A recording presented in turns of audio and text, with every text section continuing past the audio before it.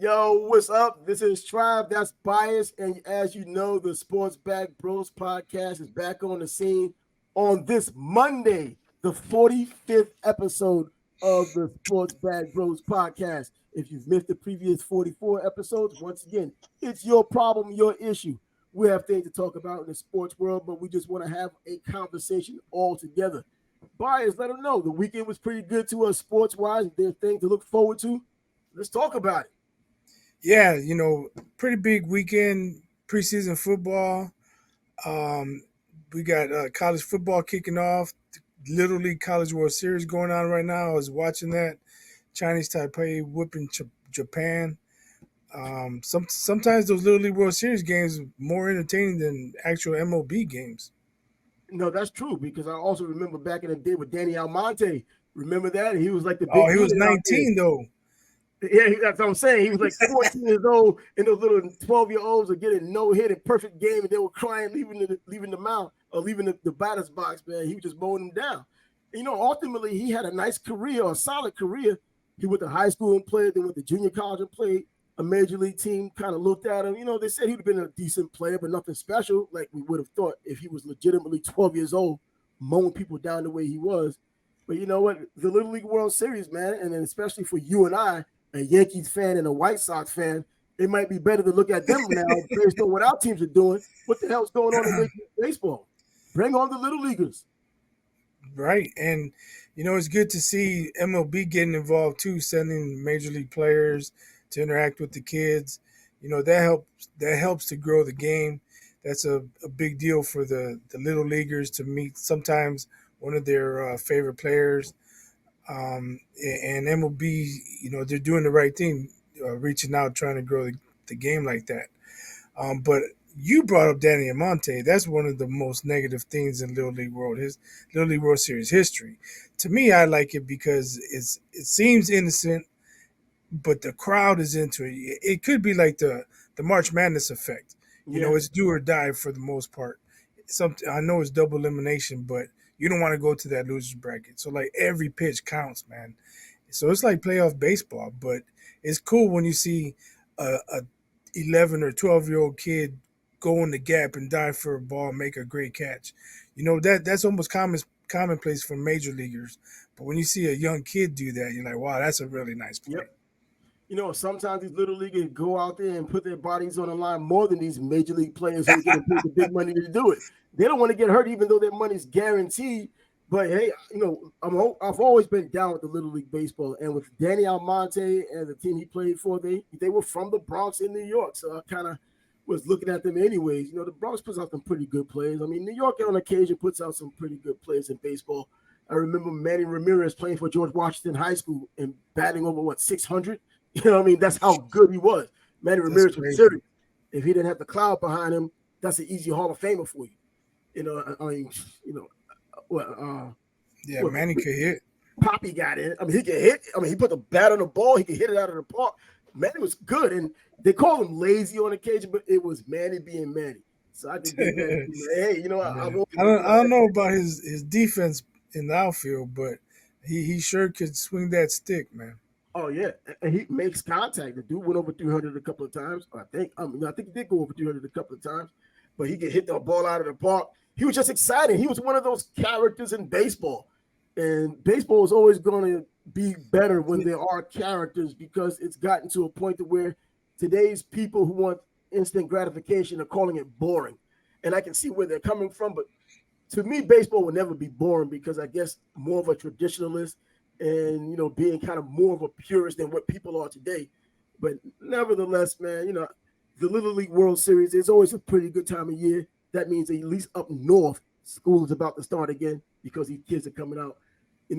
There's some things we wanted to talk about today, man, but we're going to have a legitimate conversation. But before we just have a legitimate conversation, what falls within the line of a legitimate conversation, one of the news stories that had come up, Sage Steele, the former ESPN personality, well, she settles with ESPN and she decides she doesn't want to be with them anymore. And obviously, it was undisclosed the amount she had sued for. She made $33 million a year. And so I guess it was more of a, I don't know, a personal thing that she wanted to do. She claimed that her Amendment rights were violated, the First Amendment rights. And to a degree, if you look at ESPN and you know what they are, you can see where she's coming from. But well, now she's gone, and there is some type of backlash because of it. I believe she won her lawsuit, right? So she was validated. But ESPN, they have the right to, uh, I don't want, I don't want to say censor, but monitor what their employees say. And if Mm-hmm. they say something they feel was out of line, then they can take action. My only issue is, and I didn't really see everything she said. I saw an interview she did with Megan Kelly, and I just question, why is she being asked about Obama? He hasn't been in office in what, 7 years, so why is he even a topic? So that tells me Megan Kelly, or no, whoever interviewed her, because Megan Kelly did the follow up interview. My bad. Had an agenda, right? And if you're coming with agendas, then I got no time for you, because you're just being divisive, like 90% of other people in politics. Well, and exactly when you're talking about sports, you don't necessarily want to bring the politics into it, especially real politics, not sports politics. But it eventually ended up that way. Megan Kelly has spoken to it, as you said. She followed up on a previous interview. That previous interview was Jay Cutler's podcast, in which she had spoken up, There you go. Yeah. and then on Jay Cutler's podcast, that was a follow up from 2014 when Barbara Walters brought up the entire subject, and that was on a view, an appearance she made on The View. As you already know what The View is, and if you watch The View or know of The View, you kind of know where they lean. A lot like a lot of the major television stations. It's, if you want to go into the political realm, it's going to be more of a left lean, a liberal lean.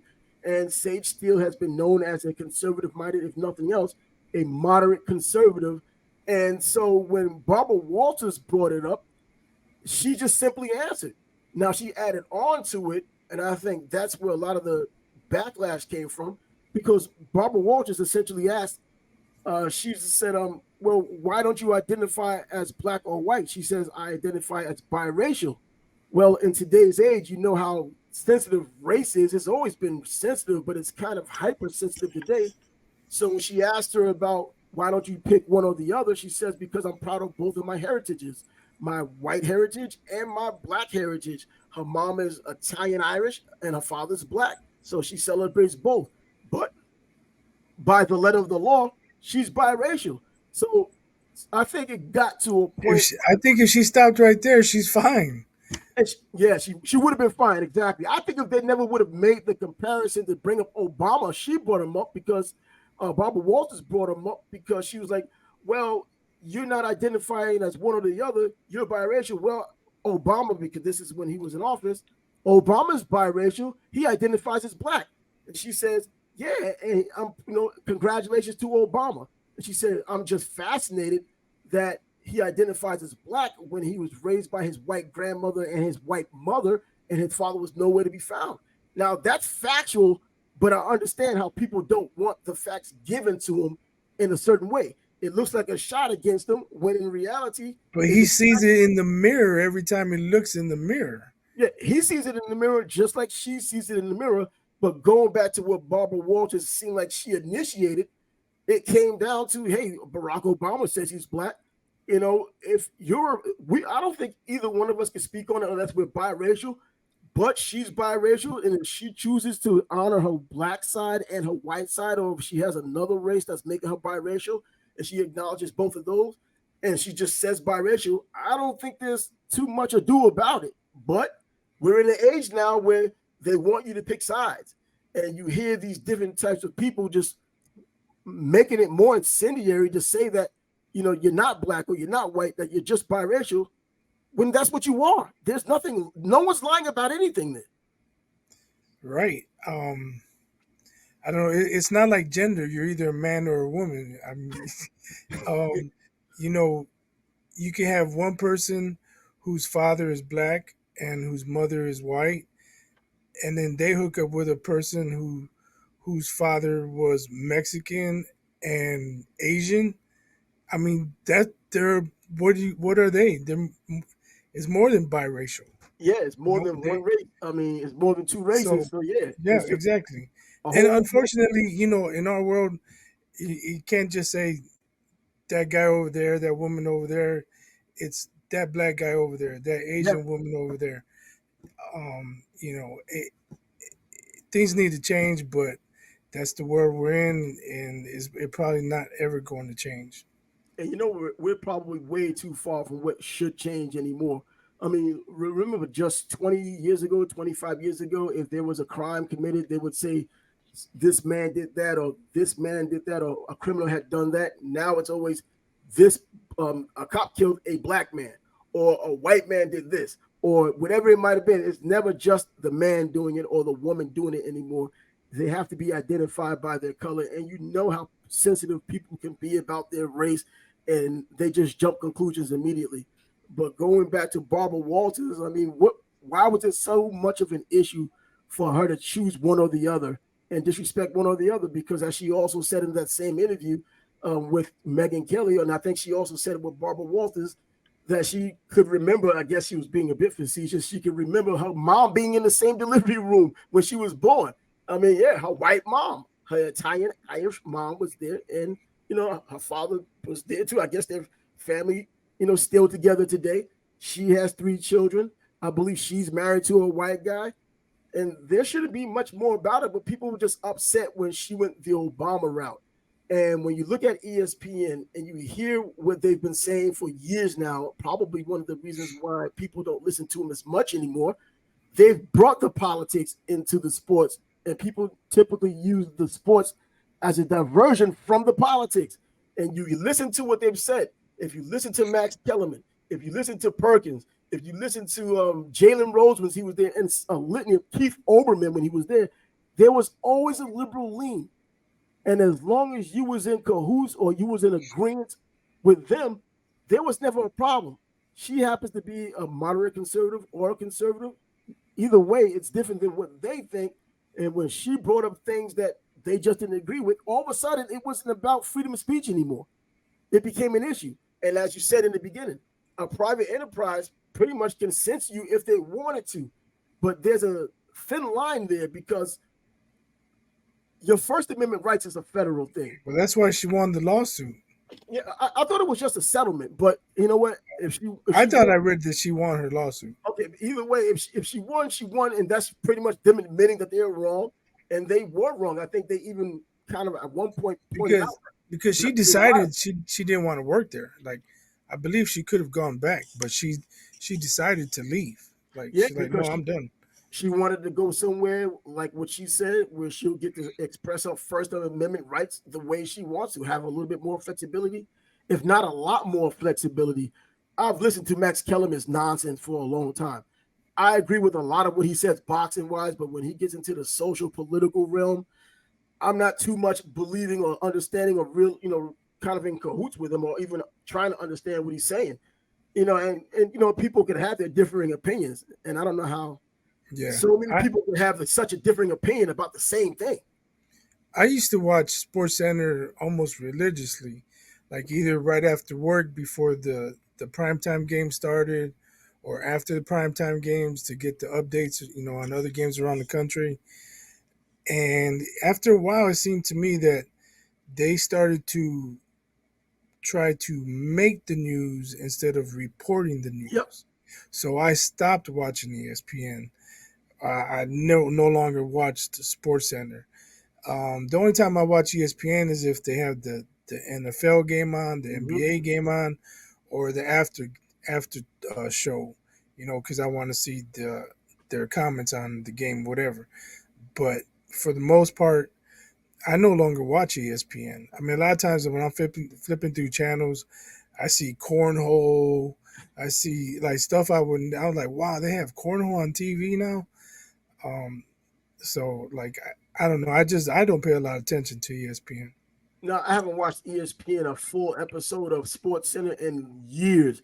I mean, like you, I watch if the NBA is on, or I watch if college football is on, or even NFL football. I'll check it out, but it's not something I run to anymore for sports. I mean, with all of these other options out there, even options that aren't on television, if you just wanted to check a few YouTube or other social media platforms and get news from there. I mean, just as good these days. And as you also mentioned, in terms of journalistic integrity, it's not there anymore because they're no longer being journalists; they're being editorialists. You know what I mean? They're giving you Yep. just simply their opinions. They're not reporting the news the way they should. And even if it's just sports news, which is the candy store, as I learned while in the media, sports is the candy store. Why not just give people what they want? Those are the rabid fans that want to hear what you have to say, but yet you want to slide in whatever political agenda you had, like Keith Olbermann. In fact, he even left ESPN because he believed he was a real journalist, or he believed his political opinions did matter that much, and to someone they did. But yeah, that's just what we're dealing with right now. But with Sage Steele winning the way she did, I think that she won for the right reasons. Her First Amendment rights, she'll get a chance to express them somewhere else because she's not going to get a chance to express them at somewhere like ESPN where everyone is a leftist and she's the only righty, if you want to call it that. Yeah. Well, I have a friend, one of my very good friend, and a few years ago when podcasts became popular, I said, "Man, me and you should do a podcast because we don't agree on anything." So a lot of times, if we're at the bar or we're at somebody's house, people are at my house, he'll ask me a question. I'll be like, "Don't start, man. Don't start." He's like, "No, I want your honest opinion." I'm like, "No, you don't, because whatever I say, you're just gonna disagree, and then you're gonna be like, oh, oh, oh, oh," and people are already laughing because they've seen us in the past. So I'm like, that would be a great podcast, just me and you arguing. And I'm sure people would get a kick out of it. He's like, and of course he disagreed because he said, "Oh, I can't do that because I might say something and lose my job." And something like that probably would happen because in today's politically correct world, even if you're having fun on a podcast, someone would get offended. There would be an issue somewhere, especially with someone who works in the school system. He may just get fired. You know how that thing can go, especially in these kind of left leaning cities. It's not a political thing, but yeah, it's a left leaning city. It's not likely to happen somewhere else in Texas or even Florida at this moment, at least. But something up there, yeah. You can't have just a fun podcast and just go back and forth the way you would do at your own house. You'll have people scrutinize you on the outside and they'll use it against you if you say something that they believe is not the right thing to say. Could be, but for the most part, we would just be debating sports. And if you've been listening from the beginning, this is the same guy who had his little toe broken. I can't remember which episode it was, but just in case someone wants to go back and figure out and hear the story, it's Toe worth gate. hearing the story so you can have somewhat of some type of a point to go from to this point to see how this guy's mindset is. For No, real. I mean he's a smart dude, but that was a dumb mistake he did putting the ball on top of his foot. Yeah. He didn't think anything of it. I don't know. I don't know what I would have done, but the guy said, "No, put the ball on your foot." So he put it on his foot and he got his foot kicked. Charlie Bad Brown for his style. pinky toe. Of all places, a pinky toe, an injured pinky toe is a pain in the butt. On your Yeah. hand, people claim you don't need your pinky, but you need your freaking pinky because you want 5 digits. That's why you need your pinky. And if it's gone, you look deformed and you don't have all your digits. That's what that Yeah. comes down to. But he had to cut out the little piece on the end of the shoe, so he wouldn't feel a lot of discomfort. It was crazy, man. This is crazy the way it goes. But yeah, yeah. Once again, if you want to go back into the episodes, I can't specify which episode it was, but the story was worth it. Hearing about the kicking the football, kicking the toe over it. Well, it just everything that came with it. Yeah, and then the story after that too, about him and my other friend Yeah, get into it wrestling. over the pinky toe, bro. One pinky toe could cause a whole lot of problems in a friendship. It may even ruin a friendship. If Especially the if somebody targets your pinky toe. hey, you got to go after the weakness. Hey, if you got a handicap, Maybe, guys got to maybe. go after it. Yeah, but yeah, Anyway, yeah, let's move on, man. yeah. Let's move on, man. Because when we were talking about initially with Sage Steele leaving ESPN, leaving her $3 million on the table, and I don't believe you could say that it was about the money with her because it was still about her principle, I guess, when it comes down to her freedom of speech, and she wins that one. And of course, I think people can agree with it, but I know there will be people who don't agree because I've already heard some of the backlash from people who don't agree when she made the initial statement. So it's not going to get any better. But I think she got a win for the big guy or the little guy against ESPN and Disney, and I think that's something people were interested in hearing about. Yeah. So I mean, my thing is, if it was originally said in 2014, why are they still asking her about it in 2023? because And that's why. today, But I'm saying that's why I think that person had an agenda, and I can't fuck with people who have agendas because they're all about themselves and dividing people and wanting people to agree with them. And if you go through life with an agenda, then you also know we're in the world of the accident. People want to see the car wreck. They want to get the eyeballs and the clicks and all those things. And if you bring that stuff up from 2014, first with Barbara Walters, and then Jay Cutler brings it up, and then Megyn Kelly brings it up, I guess that's the point of contention. They want to make sure that that's in the public eye, so they have something to focus on and see where all of this is coming from, or at least some of it. And it served its purpose for her because she ends up winning the lawsuit, settling the lawsuit. Either way you look at it, she's leaving that job. I'm thinking there are going to be huge opportunities out there for her. And ESPN hasn't been what it was meant to be years ago. I mean, it stopped being what it once was years ago when it used to be the world's leader in sports. And then you bring in these activists and not just sports journalists, and it goes down to tubes like this. You already saw what they've done with everyone getting fired the way they have and laid off, pretty much fired the way they were. And it's a completely different complexion on ESPN now. I mean, you're talking about someone like Sage Steele when you keep someone like Malika Andrews around. Malika Andrews is as bad as it gets when it comes down to who likes her, who doesn't like her. Sometimes that's good to have some type of a polarizing personality on your station, but in sports, and it seems like she has her biggest issues with black males. And you see a lot of these sports are dominated, or at least primarily with black males. That's not going to work good. How is that going to end eventually? And I know there's been stories coming out about her. I haven't validated them. I don't believe I can, and there's no real truth to them. It's just people who are pointing out things that she did back in high school and other things that she's allegedly has done as well. So I guess there'll be a story behind that eventually one day. Yeah, but ESPN, maybe. be gone. Maybe exactly. I mean, when the Boston coaching situation was going on, she caught flack for mentioning the guy's past history with Yeah. allegations and whatnot.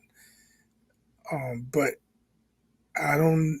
Maybe it wasn't appropriate, but if it's factual, then what was so bad about it? At the same token, if what she did in high school or college, it may not be appropriate to bring it up, but if she did it, she did it. So it's factual. So, it goes both ways. Yep, exactly. Because going back to Sage Steele once again, she didn't say anything that was not factual when she was asked about Obama identifying as just black and not biracial as he is, not talking about the white, just talking about the black. I mean, so yeah, she didn't say anything that wasn't true. It's just that some people, if not a lot of people, don't like how their truth is given to them. And of course, they the damn sure don't like who it's given to them by, if it comes down to some type of a political affiliation or ideology. And that's where we were with that. So yeah, I mean, if it's true, it should be able to stand on its own merit with Malika Andrews and looking at all of the other things and accusations that have happened against her. I mean, look at the Jalen Rose incident when she was talking about him touching her the wrong way. It's always some black male on the other end of her eye. Yeah, that's unfortunate. I have no idea why she did that. Jalen's finger was not in her armpit. I don't know why Jalen didn't speak up right then and there. He made a video afterwards, but he should have stood up for himself right then and there. And if he made an issue out of it, and you got the tape, his finger's not in her armpit, maybe she gets fired because of that. But he didn't make a big deal out of it, so ESPN was like, no harm, no foul. You know what? I'm wondering though, because they were like no harm, no foul, but in this day and age, man, can you really say anything against a woman? I mean, we have this YouTube movement going around. We know how the politics of it can go. And this toxic masculinity they've been promoting for years, which is ridiculous as well. I mean, a man, especially in that kind of environment, especially after he's already been accused, even kind of sort of lightheartedly, he may not think it's worth going back and forth or something like that. It can only get worse. True. I mean, I'm not in his head. You're not in his head. I don't know. Mm-hmm. I just think myself, if someone had said that and I wasn't doing it, I'd have been like, "What the hell is wrong with you? My finger's not in your armpit." That's just me.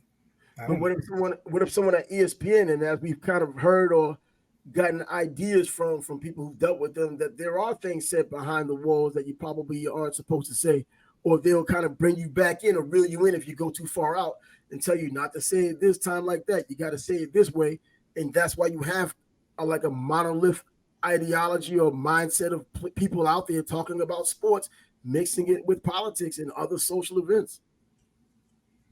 Yeah, that could be true. Who knows what Yeah, ESPN employees are told? You know, you can say this, but don't say that, or don't go too far into it. Who knows?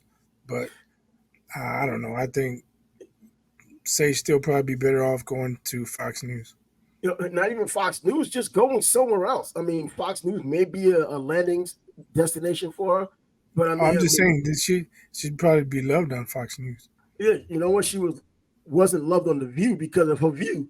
We already know where those girls lean. Most times when people come on, if not every time, Their problem is they don't have people with different opinions. all the same. All agree. So it should probably be two and two, and that way it's more objective, and you come to common ground instead of all four people saying, yeah, that's wrong, and there's no opposing opinion. Yeah, incidentally, I just kind of thought about it when because Obama's name came up, and I know that his name can kind of bring up a lot of issues with people who liked him or didn't like him. The people who didn't love him when he was there. If Trump would have said the same thing, it would have been no one would have given a damn. I mean, that's just how it goes. Especially when you look at someone that's complete opposite. Trump and Obama, complete opposites, and politically and otherwise people the things that Trump can that Obama may have gotten away with or may have not gotten so much of a firestorm behind. The smallest thing, Donald Trump is going to get criticized for, and it's been that way. Whether it's the January 6th thing or whether it's just something that he says in jest, people are just not going to like him. You can't force people to like him, regardless of what it is. He can say the nicest thing, and they'll twist into the worst thing. I mean, I'm not even going to go too far into the politics of it, but Donald Trump's Well, kind of I brings mean, that. he did it to himself though, and he's calling Rosie Oh, no O'Donnell question. fat, and he's shaming women and mocking the disabled reporter. He did. Now that one is completely fabricated. He How's did that not. fabricated? No, he did that, but he didn't do that about the reporter. And if you watch a lot of the What are other you doing things, about? if you've done a lot of those, if you watch a lot of what Donald Trump does, and as you said, he does mock people, this and that, but he wasn't mocking a reporter for being disabled. He does things like that, cringe things like that, almost all the time. And when he had done that, I thought, I mean, not even being a Donald Trump supporter, just being objective, I was like, my first thought or inclination wasn't he's mocking a handicapped person. It was Donald Trump being John freaking Donald McCain's Trump. not a hero. Who? John McCain's not a hero.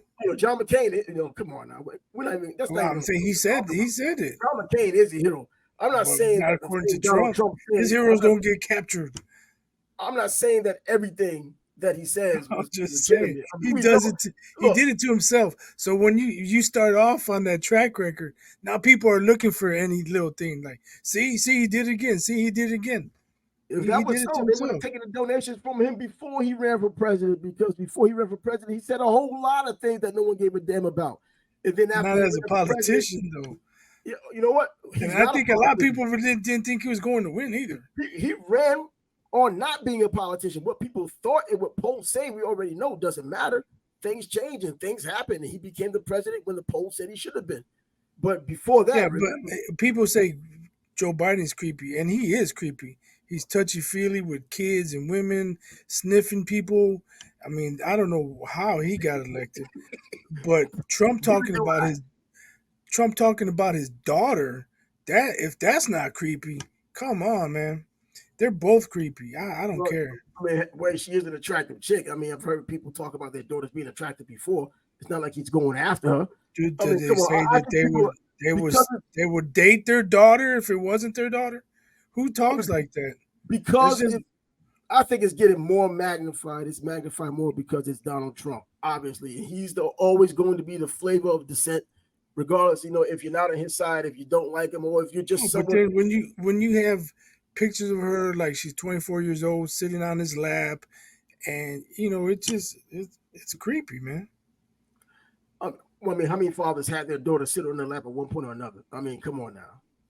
I mean, As seriously. 24-year-old, And it's completely innocuous. Completely as innocuous. 24-year-old, not a 12-year-old.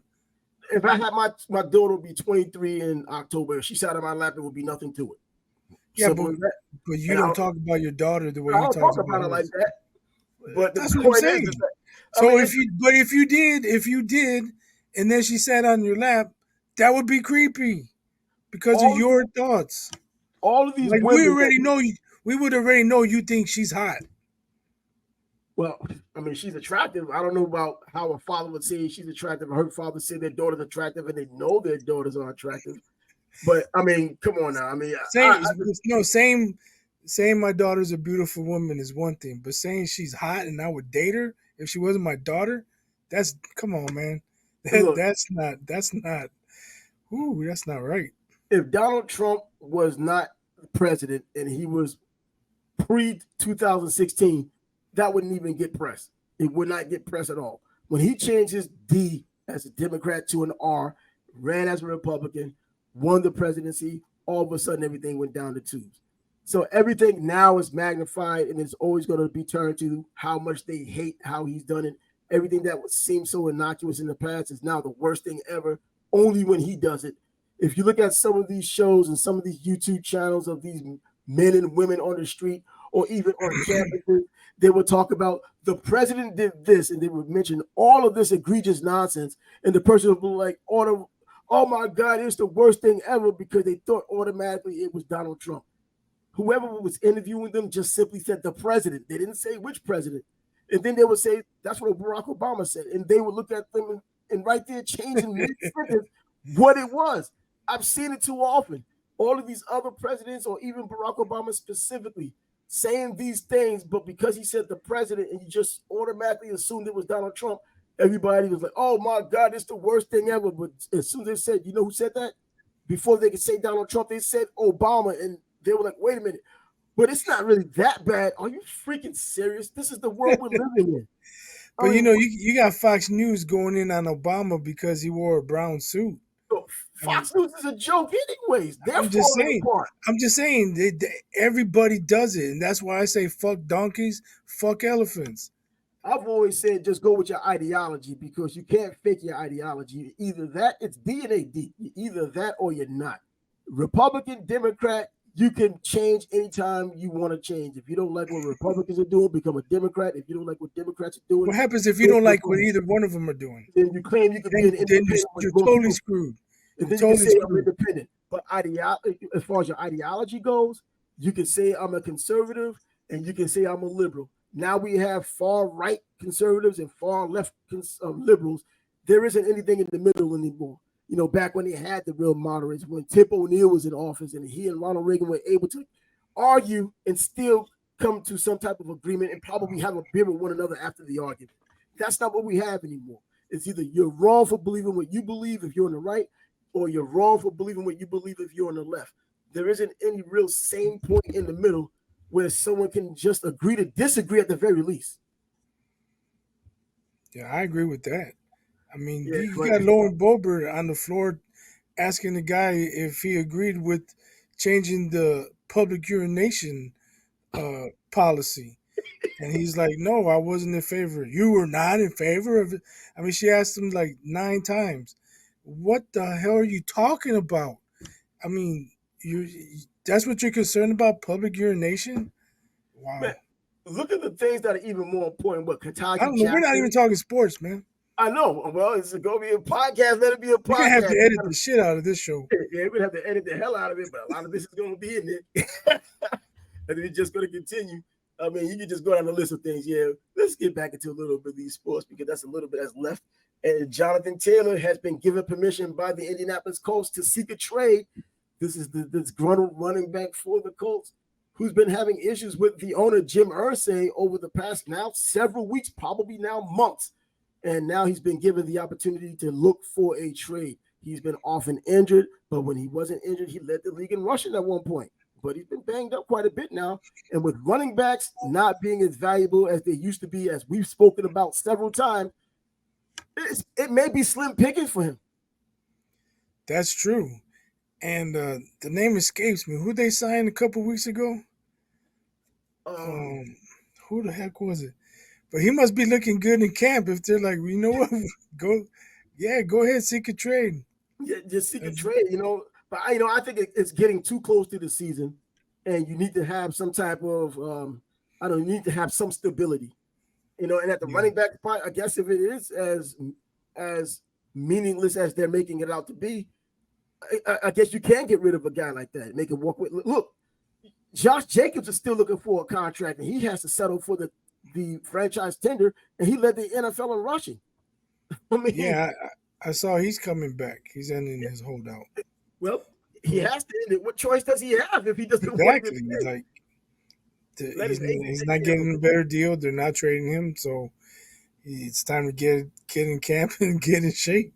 Yeah, I mean, you would like to believe as a professional that some of these guys, how all of these guys would be working out somewhat when they're not in camp. I mean, especially right now because it is hot. It's camp is camp, and you would like to believe that as professionals, being in the league as long as they've been in the league, that they would be out preparing themselves for a season because they are hoping, if anything, that this season does start back up with a new contract. But at worst case scenario, if it doesn't, you're still prepared. You still go in there. You do your job, and you might have more of an argument if the team sees you working hard and putting in the work, and you don't have any backlash against them and no ill feelings or ill will towards them. They may just pick something up and give you a contract during the season.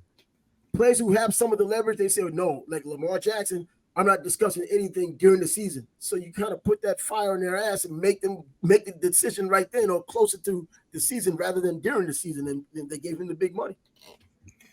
That's true. Um, good luck to Taylor. I don't know if his agent's gonna work out a deal or, like you said, teams are the running back's just not a focus. No, And it is. if you look at the contenders, how many of the contenders are like, man, if we just had a running back? I don't think any of them. It's not So like that who's anymore. going to trade for him? Yeah, And was he even one of those running backs that caught out of the backfield so he had that element like a Christian McCaffrey? No. He was running between the tackles. He was a very good running back. In fact, he turned out to be better than I thought he would ever be coming out of Wisconsin. But now he's also injured. And just like Derrick Henry, who started getting injured, and he's been injured a little bit more recently, during the last season. I mean, his value is going down. He just lucky he secured his bag on his second contract before he started kind of not going downhill, but started getting the injury bug, which usually leads to going downhill. right. I don't know how serious his injury is, but he's gonna have if he doesn't work out a trade. I mean, he's gonna have to show it on the field anyway. Yeah. If he wants to get his bag, he's gonna have to produce at a high level and show that he can be durable and not miss time. And to the Colts' credit, at least they're giving him an opportunity right now while all 31 other teams can take a look at him. You know what I mean? Because a lot of times these players get cut and it's almost like way too late because teams are scrambling because the season is around the corner. At least they have one more preseason game and then you're waiting all the way until September for these players to play. So they're giving him some ample time at least to sign with someone to at least know where he's going. They can know what direction they're going in and they can get whatever they're getting. Now, what are they going to ask for is another story. Because if you want to devalue the running backs as you are and as they have been doing, you can't ask for a king's ransom for him anymore either. This isn't going to be a Herschel Walker trade or nothing close to it. That's true. I mean, they might be lucky to get a third rounder or fourth rounder for him. I'm about to say fourth rounder sounds more like it. I mean, again and again, the running back position has been completely devalued. It makes it seem as though anybody can step in and do the job of the previous running back. And so far, it looks a lot like that. I mean, so and running backs just I never thought it would end up like this, but if you look back on it and see the evolution of how things have gone, when you had the split backfield, the Thunder and Lightning guy. You had the Emmitt Smith and Moose Johnson. Even Barry Sanders in his 2,000-yard season, he had Tommy Vardell, even though he was more of a traditional fullback by then. But then you started having Ezekiel Elliott, someone who could carry the load, Derrick Henry, who can carry the load. And then all of a sudden, that kind of disappeared because of the run-pass option and the spread offense and much more passing and all the rules that favor wide receivers and quarterbacks. Yeah, the league's a lot RPOs now, and you have to be able to catch the ball out of the backfield, and they're dropping back to pass a lot more nowadays. So you got to be able to block for the quarterback. It's not all about just running between the tackles anymore. No, it isn't. I mean, there's so much more they're asking running backs to do in terms of protecting the quarterback, though. Not as much as he can go out there and just run the ball. You got to be in the right gap to block whoever's coming up the middle. You got to watch the outside, making sure you're going to block right there so the quarterback doesn't get sacked. It's no longer too much about the running back desperately getting the ball and running and making a big play. I mean, they need you on a goal line situation or a short yardage situation that's not on the goal line, and you're valuable there, especially if you're someone like Derrick Henry. But as far as keeping the chains moving, they have such a short passing game. That's what's keeping the chains moving. A 5-yard pass here on a slant, an 8-yard pass there. Okay, first down now. And you're getting it done faster. The numbers have gone up in terms of scores in the NFL over the past couple of years. And that lends itself to, they're getting in the end zone a lot more, a lot faster because of the passing rules. Yeah, and the game's a lot less physical. Sometimes, I don't understand. A guy's going across the middle, he goes up for the ball, he gets hit, the ball gets knocked away, and there's a penalty. What is the safety supposed to do? Wait for him to catch it and then tackle him? No, it's supposed to break it up. I mean, the league has gone way too far for the offense. It's sickening how soft the league is now.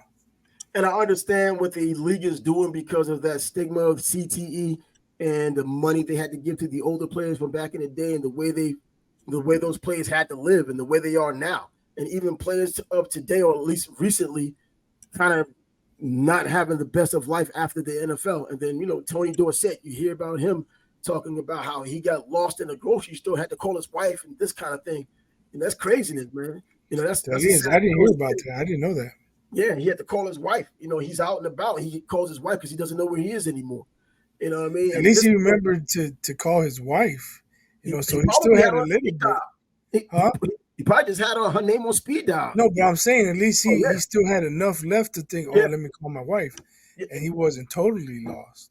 And that's insane to have someone with a name like that. Tony Dorsett, man, this isn't just any guy. And I'm not saying that he's more important than any other guy, but you would think if something like that is happening with him, how much do they really care about the person who isn't Tony Dorsett? Someone who just passed the fourth year and got into his fifth year to get a pension, that kind of a guy.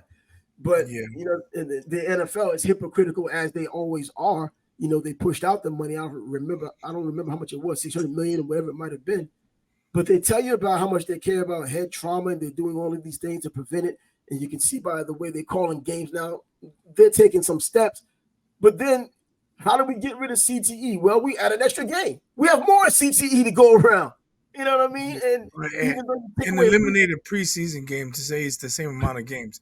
Most of the starters don't play, maybe 15% of the snaps, if that, in all of preseason? Man, I think this Saturday coming, Trevor Lawrence for the Jaguars will be making his preseason debut in the last game of preseason, at home. So, and then you look at Aaron Rodgers hasn't played, so he'll be making his debut if he gets out there. So these guys, Justin Fields, he played 2 series in the first game, and then didn't play week 2. Exactly, and he's not, and he's a younger player, but they're full of it. I mean, that's just what the NFL is when it comes down to it. They're just telling you anything, and because they have such a great product and people are so rabid about football in the United States, it's the new pastime of way past in baseball after all these years, decades. And, they can do that. They can say one thing and kind of sleight of hand do another.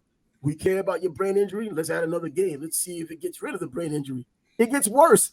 You know what I mean? You went from 14 to 16, now 17, and you won at 18. At least Taylor Swift declined performing at the Super Bowl, so they have to get someone else. Yeah, yeah. Well, who they're gonna get? They said Lizzo isn't that kind of person, bruh. Come on. Taylor Swift decided to turn it down. You know, the story. I think the story is not with either one of them that you're not paid to go, to perform at the Super Bowl. This is more of a promotional effort for your career, and I think it makes sense. I mean, you don't necessarily have to get paid, but you know what? If you got a hit or you got something that's going to be a hit, and they're only bringing in the most popular artists, whatever you're throwing out there, the world is watching. And if it happens to Yeah. be a hit, it's going to be a hit I that night. just hope it's not a retread of 110-year-old Rolling Stones or you know what Bro, I mean. and I do not want Uh, to see 50 I Cent mean, hang up I still listen either. to some of their songs from time to time, but I don't want to see them at halftime at the Super Bowl. In wheelchairs and buggies, look like they're in Walmart. Come on. And we don't want to see Keith 50 Cent Richards, hanging from the Keith ceiling either, do Richards, aka Benjamin Button. Benjamin Button. Bro, I mean, He's like 140 years old, ain't man, like Rocky Marciano. Joe Louis, Rocky Marciano, right? Yeah, I mean, I don't even really watch the Super Bowl's halftime show. I mean, I he? really It never depends really, who's performing for me. I just haven't watched it. I mean, even when Justin Timberlake and Janet Jackson went through their thing, I wasn't even watching. You know what I mean? I don't know. It's been so long since I've even paid attention to it. I think when Michael Jackson was actually in it, I think I probably glimpsed at it. That was it. And then I did stay around and saw 50 Cent hanging from the ceiling, man. It was about a 300-pound 50, and that was more ridicule and laughing at that. It wasn't because I was waiting to see 50. But so I've never been into it. Like, quite frankly, I haven't really been as much into the Super Bowl as I've been in the past. I never thought in my life that would happen, but I don't know if it's because the games aren't as exciting or is it because football has changed so much from what we're used to. I don't know. Only you can speak on that. I still watch the Super Bowl. I mean, my interest level goes up and down depending on who's Yeah. playing. Obviously the Bears haven't been there in a while, so it's usually dependent on if how much I dislike one of the teams. But last year I didn't really dislike the Eagles, but I appreciate Mahomes. So Yeah. Oh, I was kind absolutely. of a Chiefs fan. I Yeah. wouldn't call myself a Chiefs fan, but in the Super Bowl I was going for the Chiefs. See, I remember when it used to be exciting from beginning to end, no matter who was in there. As a Jets fan, you wasn't going to have your team in there, so we just watched other teams. You know what I mean? When Doug Williams was in the game and he played against Denver, and I picked, well, I think I picked Denver to win that year, and it was, Doug Williams getting the MVP. Timmy Smith running for over 200 yards, and no one can remember him right now, probably including his parents, that he had done it coming out of Texas Tech. I Yeah. mean, you look at all of these games that they've had, and do you watch it now because it's exciting or because it's pretty much a habit after all these years? It's the thing to do. You want to talk about something at the cooler the next day. The excitement I used to have for every Super Bowl just doesn't seem to be there anymore. And I remember the Rams and the Patriots. That was as bad a game as you can get in terms of point score, and it was just boring. And there was no reason Yeah. to hang around, but it Yeah. still got its ratings. I think it was more of a habit of people watching the Super Bowl. It was the thing to do. You're right. I mean, that's what people do. I mean, I've the first Super Bowl I remember watching was the Steelers versus the Rams in the 79 in Mm-hmm. 79, and I've watched everyone since. Yeah, I mean, I either go to a friend's house or friends come over to my house. We make a party of it. man, football overall used to be huge for me. I mean, of course, people know me, know I box is my game, and football is like a almost close second. But football has always been very important. Going to games, going to games and going to training camps. My first training camp back in 1990, the Giants were at Fairlane Dickinson University. Rodney Hampton was a rookie coming out of Georgia. They drafted him.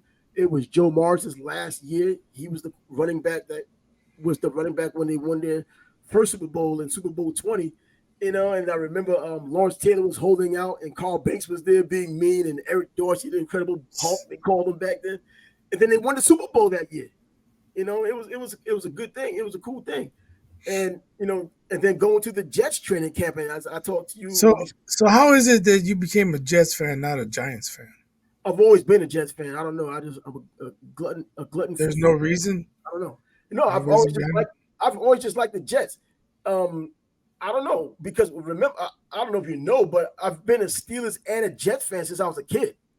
And the reason why, like a lot of like little kids, you see the team that wins all the time and you like their colors. And being in New York, you got a chance to watch a lot of Pittsburgh games. So I like them a lot and they were winning. But I've always just liked the Jets. And then even now, I'm still a Steelers fan, but I'm always going to take the Jets first as the home team. But yeah, I just took the Jets, just like the Yankee fans are Yankee fans and Mets fans are Mets fans. But I understand a lot of times why Mets fans are Mets fans because you had the loss, you had the Because the Brooklyn. Yankees fans get on their nerves, so they go for the Mets. Oh, no, you know what? You know what? That might not right now. I guess we get on each other's nerves right now from just not winning, seeing who's winning the least, and we're gonna tease. You know, No, I have a friend. He didn't even like football till he was like 30 years old. You know, I'd say 99% of my friends are Bears fans growing up in Northwest Indiana near Chicago. And when he did decide to become a football fan, he became a Packers fan. It made no sense, dude. I'm like, you didn't even like football last year. How are you a Packers fan? And he couldn't even explain it. He did it just because he wanted to get on Bears fans' nerves. you know, look, yeah, there's something to that, and I think there's a story behind everybody. You don't go from not liking football to trolling your Bears fan friends. I mean, It's what is fun. that, man? People like to do that. They like the chaos of sports. I don't understand it, but whatever. When I lived in Alabama, I became an Auburn fan because everybody was an Alabama fan. So, you know what I mean? I've always been a Miami Hurricanes fan, so people already knew that. But while I was in Alabama, Auburn was the team I was going to go for all the time. And Auburn wasn't as good back then all the time. In fact, Alabama won a national championship back then. You know, in fact, Miami was also favored by 13 and lost to that Alabama team. But I used to do that because, well, it was fun. You know how the rivalry is, no matter how bad Auburn was and how good Alabama was that year. And at that point, they were considered the best defense ever up to that point. And they still only beat Auburn 17-0 in their Iron Bowl the year they won the Super Bowl of the championship and beat Miami 34-13 in the Sugar Bowl. So, but it's always just nice to be able to troll people. That's the part of sports that I just enjoy that, being able to do it. I mean, I've seen a lot and done a lot in sports in terms of covering sports and kind of participating a bit in some sports, not professional, semi-pro in some cases. And hey, it's just fun to do. I mean, I don't get it. I only troll trolls. If I see somebody trolling and then I see an opportunity to troll the troll, that's when I go in on them. And then they get all whiny and I'm the bad guy. But I just spit my water. I don't care. Huh? I just spit my water on the keyboard when you say like the troll, man. It was blurry for a minute. And that, hey, it's a battle out there, you know, trolling one another. But I mean, that's sports, man. You know, sports fans is short for fanatics, and people prove it. You know what I mean? By loving their team, regardless of whatever sport, and they follow it like that.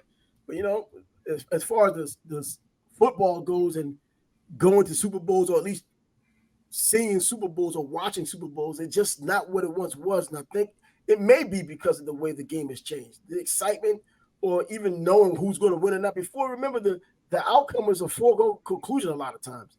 You know what I mean? When you saw the Buffalo Bills after the Giants game, every other game they had for that, when they went 3 other times, they were blown out. And when they had their chance, they were blown out. And, you know, there wasn't really anything nice to see about it until games got closer and it got a little better when the Giants played the Patriots. That was exciting. Yeah, unfortunately, a lot of Super Bowls are letdowns. A lot of them are just straight ass whippings. Yeah, but in lieu of being a letdown because one team is so much better than the other, I think all of these offensive rules that have been lax because they want more offense. Americans love offense. You know, they won't like soccer because there aren't enough goals scored. Baseball kind of gone down in football, the new pastime, because there aren't a lot of runs scored, unless you're the Mets losing 21-7 or 21-3. But people like to see scores. NBA is popular because there's a lot of scoring. And so now the NFL, if in lieu of an excellent game, you'll just have a lot of points scored. Right. I mean, it seems to be that way across all sports, except soccer. They hardly ever score. But even in baseball, people say the ball is juiced or ballparks are Yeah, smaller nowadays. Uh, Hitters are using launch angles for more home runs. People don't care about strikeouts. It's across all sports for the most yeah, part. yeah. Baseball damn sure doesn't care about strikeouts because the windmills we have playing today. I mean, they and then you look at guys in the past. I mean, even if you want to call it recent with Tony Gwynn, who could put the bat on the ball, or Wade Boggs, who could put the bat on the ball. I mean, even Barry Bonds before he juiced, putting the bat on the ball. I mean, you don't have those kinds of guys anymore. I can't really. I mean, we talk about Luis Arias, and he's putting the bat on the ball. You know what I mean? He's Yeah, what's but I mean, good. like in the '90s, there are guys, and you mentioned Manny. He used to hit for average. Exactly. Frank Thomas had a year. He had, I think, 353, 40 some home runs, 130 RBIs, and he didn't have years like that all the time. But he always hit like 320 with 42 and Exactly. 110. And you had guys like Bagwell. He could hit the ball for average. I mean, nowadays it's just hit or miss. It's exactly that. I mean, look at Aaron Judge. I mean, the guy just, I mean, he's gotten better, but he's gotten better and still on pace of like 150 strikeouts or somewhere around there, or even more than that. And that's after missing all of these games, you know? So, I mean, it's just a different game. So, yeah, people are more interested in runs. And of course, I think they're making some of these ballparks a little smaller. So they're bandboxes where the ball flies out anyway. You Yep. know what I mean? Shortening the porches and all that. I don't know if these players are juiced anymore, but whatever, they'll figure it out. Hey, but real quick, I thought you wanted to talk about Jordan Love. Oh yeah, Jordan Love. When you talked about your friend changing to a Packer fan, I was going to bring up Jordan Love, and Jordan Love says he's ready to go this season and ready to pick up where Aaron Rodgers left off. Or really, does he really want to do that? Because Aaron Rodgers didn't leave on a great note, but he wants to be the future of the Green Bay Packers, and he believes that he can.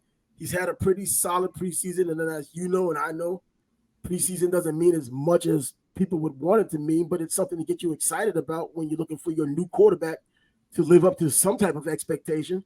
He's thrown 2 touchdowns, about a little bit over 130 yards, and the little time they've given him, he was sharp enough, maybe saving the best for the regular season. Maybe, but what else is he supposed to say? I mean, now if he said this last year, like, Mm-hmm. hey, Rodgers, he's doing pretty good, but I'm ready. I think I can run this team. Now he's making news, but I mean, him saying it now, nothing to see here. Yeah, but he's also getting something done in camp.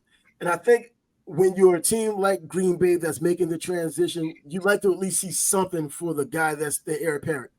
And he's showing Yeah, but some. what's he gonna say? Oh man, I don't know if I'm ready. I This, mean, this might be too big for me. I mean, he's I mean, not gonna say that. going for the limited performances he's been putting up during the preseason. I mean, that's enough to be optimistic about to where he could say, "I can't wait to go." Now, if I'm he just was talking about what he said. That's now all if I'm he's been saying. throwing those interceptions he's been throwing in camp, if he was doing that in the preseason, he probably wouldn't be saying this. I mean, he would say something else that kind of sounds like it, but he wouldn't have gone out on a limb to say it exactly. So I think I'll look forward to Jordan Love just because he's the new kid on the block, and just I like seeing young quarterbacks develop or see if they're the truth or not. And we'll find out real quick if he's the truth or not. Looking forward to You game know one who and they have week 1, right? the Bears. Mm-hmm. Yeah, they have the Bears. Yeah, week one, first game. Isn't that a Thursday night game? I'm not sure about that. No, I know what. It might not be a Thursday night game because typically a Super Bowl champ or a Super Bowl participant would be in the Thursday night game, I believe. But yeah, I mean, hell, he'll find out right away. And will you really have a gauge of Well, I'm how not saying that he's going to be tested by the Bears. I I'm mean, about to say, do you give is this a I'm just game saying in which that's who's on the record week 1 is this a record game on the in which you can schedule. gauge whether he's good or bad? If he just lit the Bears up, you could say, well, they're just the Bears, or would you be able to see something between the lines that there may be some promise there? I don't know. They're kind of throwing their D line together. They just signed your guy. I can't pronounce his name. He has the funny name. Well, He's the Ngakwe, edge. Yeah, him. Ngakwe, yeah, Yeah, from the. Ngakwe. Mhm. So they have you would think a decent pass rusher, but nobody else on that line has any history of performing well. They hired. They signed a couple free agents, so their linebacker play should be better. They'll be decent in the backfield, but Eddie Jackson still does not like to tackle running backs. He'll Like Deion Sanders.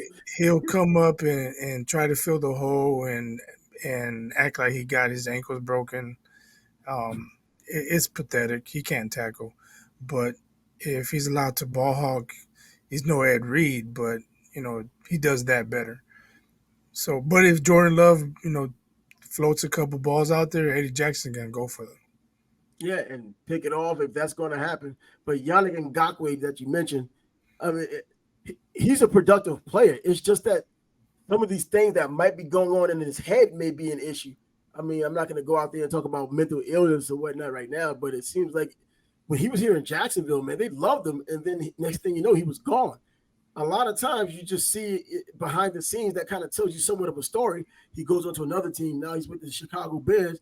And you just wonder, why is he going from team to team? Because he still has the talent. And I think this year, you're going to get a chance to see it. You'll hear about him. If he doesn't get injured, you'll hear about him and see that he's a quality player.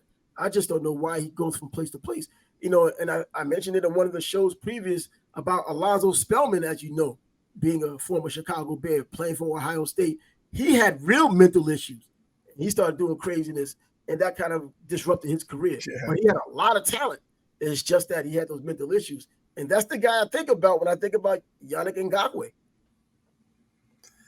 Well, Spellman had a couple good years with the Bears. So hopefully they can get a couple good years out of him. And he doesn't do anything crazy here. I think Spellman, didn't he hurt some people some kind of way? I hope not, but I think he did. I recall what he did was bad. Yeah, I know one time he was out in Chicago walking around with no shirt on, and that was something, But he was bipolar, still is on medication. I heard a story a little while back that he's trying to get his life together. He has gotten into other incidents since he's left the NFL over the years, but apparently, he's not dead and he hasn't killed anybody. So let's hope that things are at least going well for him now. But one thing in staying in that Midwestern region that might not be going well for someone right now, at least for 3 games, is Jim Harbaugh. A self-imposed. After you and I were just talking about, he's suspended for 4 suspended, games. Not suspended, suspended again. Well, they made it clear, Michigan, that they would just do this self-imposed suspension. Forget the NCAA, like everyone else seems to be forgetting. It looks like they want to get their own conference together and get out of the NCAA. But yeah, the first 3 games, he'll be out. And I think the most imposing game, for lack of a better term, would have been Rutgers in that mix. And wow, so what?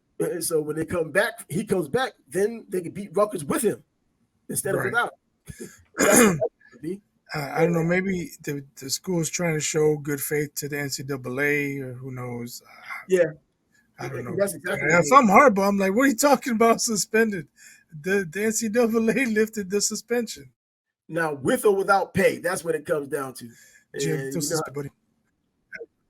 Yeah, I don't know that's kind of crazy. Yeah, but Miami did the same thing to themselves. That reminds me of OJ being acquitted and then having getting taken to another court.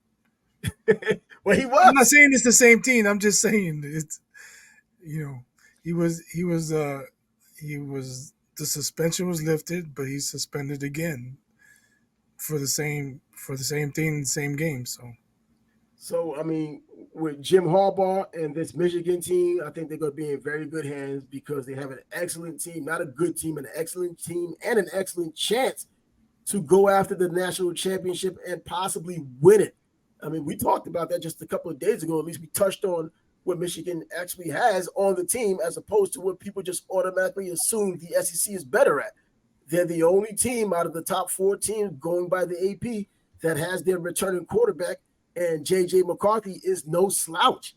So it's going to be an interesting season. And not to mention, the All-American list came out today, and J.J. McCarthy wasn't on that, but Blake Coleman was on it, the Michigan running back. So, they have quality players on that Michigan team, and they're going to do some things. I think Eichmann, no, that's for Ohio State. He's on it, the linebacker.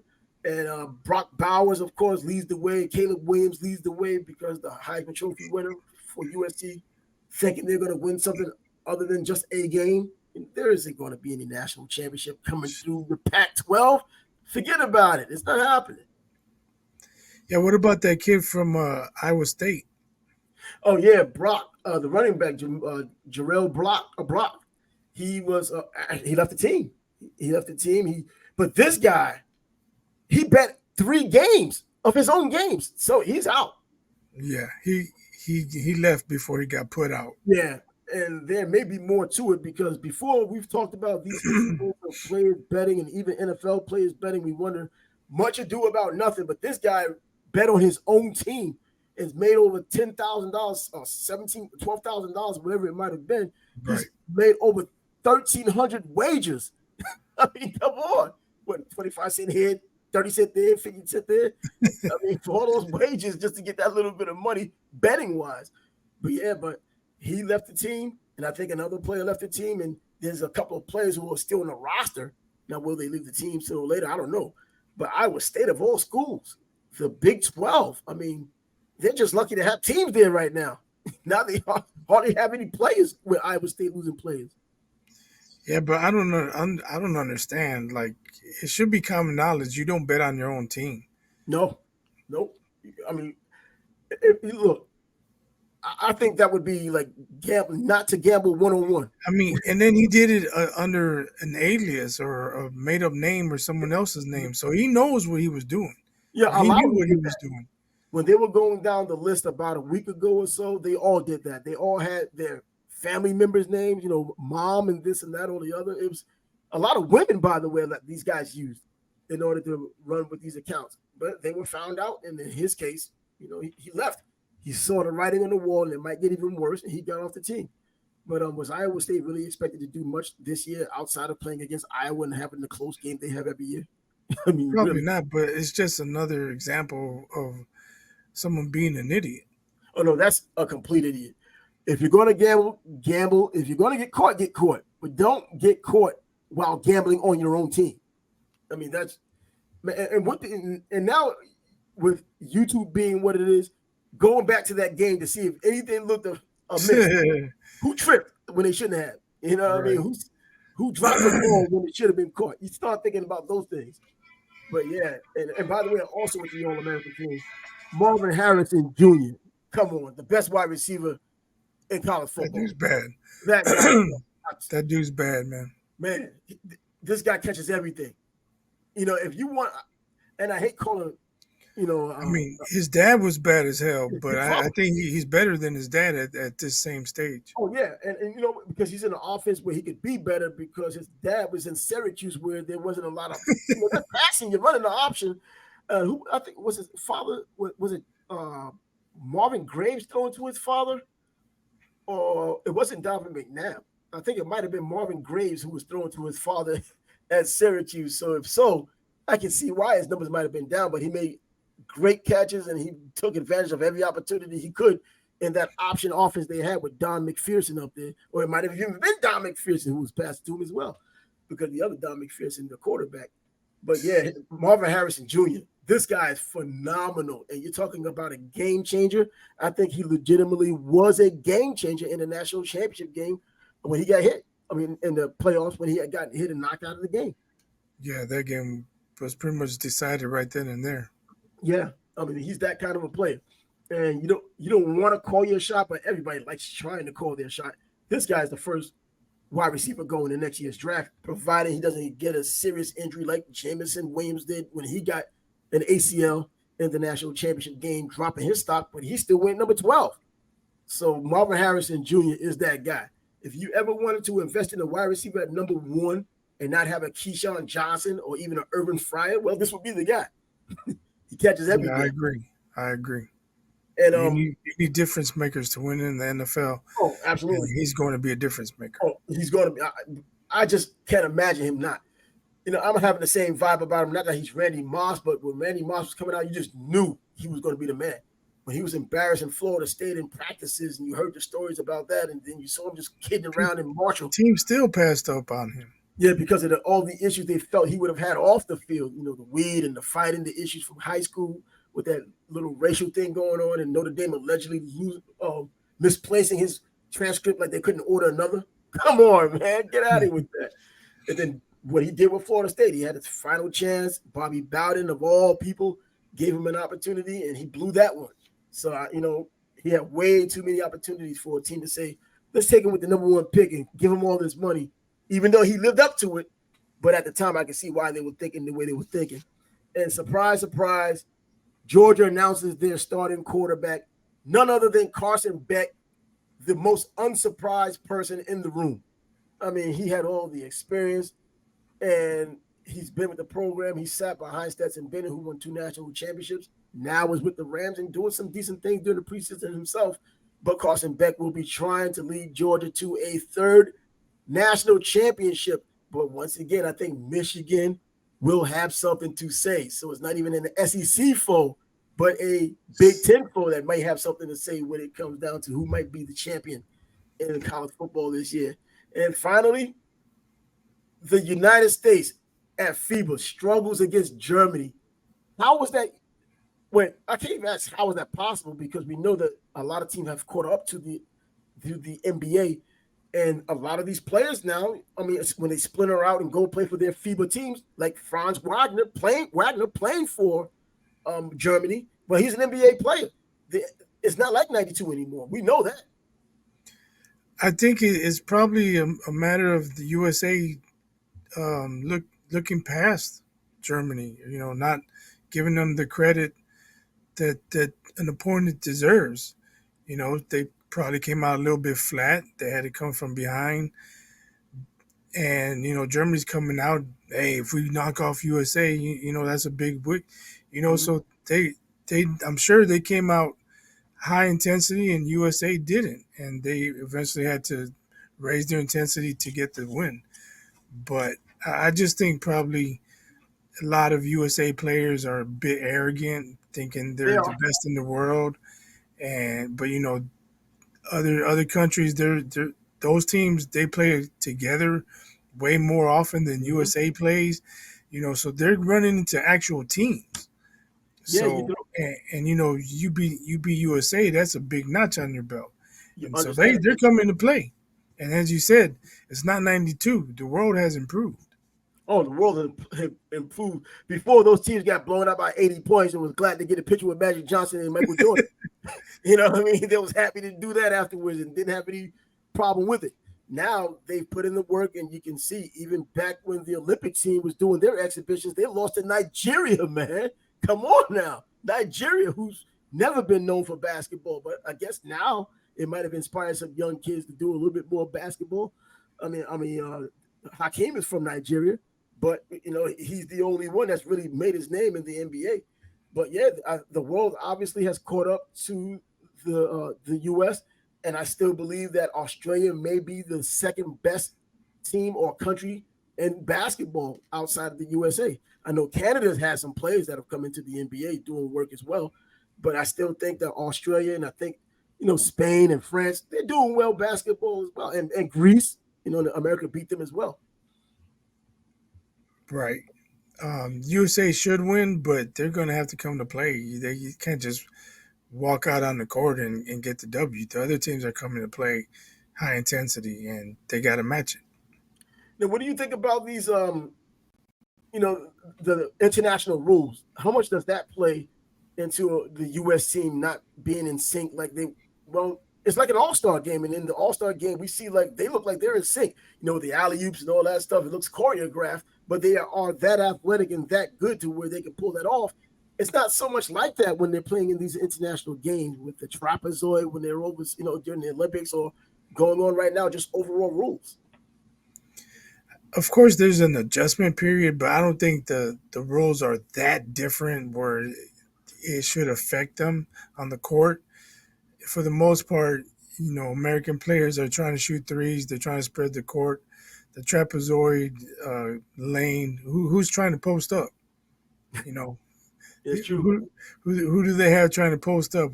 Whose post game is being affected? Because now he's got to post up further away from the basket. It's not happening. Yeah. We don't have guys who can shoot like the hell. And wait for Jokic, though, he got that touch the way he can still make it drop. But Yeah. anyway, well, that'll be it for us today. We put together a pretty nice show. I mean, literally put together a pretty nice show. So the Sports Back Bros podcast will come to an end on this Monday, episode number 45. 46 is coming tomorrow. We're going to go along with this format probably from here on out, including if we do more live feeds, if you all decide to join us for those live feeds. I'm Trav. He's biased. Peace out until Deuces. 46.